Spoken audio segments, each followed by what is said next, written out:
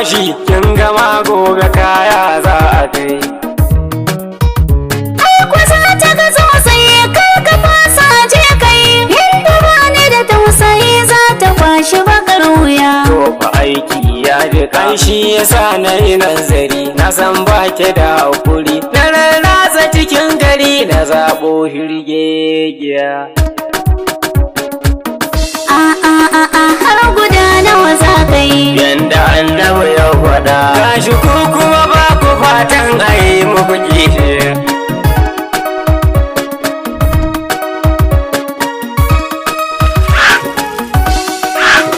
Mai gida ka tuna fa auren amana mu kai, kiran sunan kishiya yana sami da laulayi. Yanzu ma jina nake cikin mugun yanayi, ni da ai mini kishiya gara ai mini gogiya. In yi kwana 40 ina ya san rijiya. Dankali ke ce agogo sarkin aiki ashe,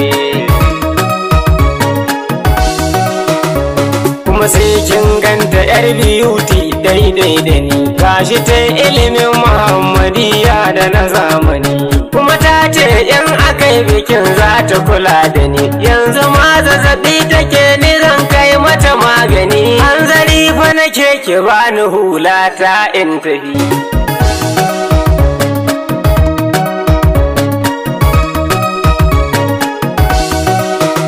Mai gida wallahi godiya za ta ci mai gari, ni da kaina za na rusa bakin ayyiriri. Za ka sa ayi gobara ba shiri a tsakar gari. Sai mu nemi ruwa mu yayyafa mata mata uziri, kuma ni yan kuɗin ki zan arama a haɗa ayi.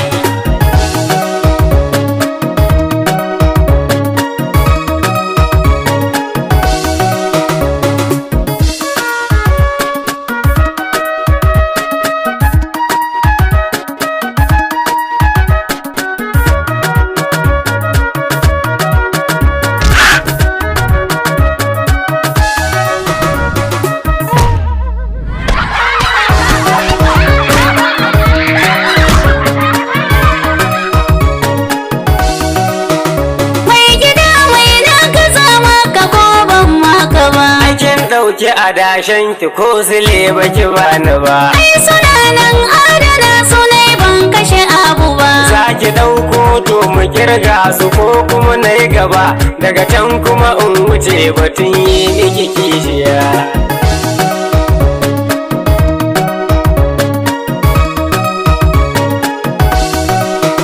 Mai gida ka tausaya kar da kai mini kishiya. To akwai sharuɗan da zanagin da ya sai kiji, za ki ɗau nauyin gidan nan na dogon zamani. Yara in ba lafiya ke ce neman magani, bar batun naman miya in ya yanke kin bani. Sanda sabani ya zo tsakani na ni da ke, koda ni ne wanda gaskiya ne za na yi fushi. Za ki rarrashe ni sai kin gana yo murmushi, za ki nuna mini ina ne kike ajiyar kuɗi, ko ki mun haka koko in dankaro miki kishiya.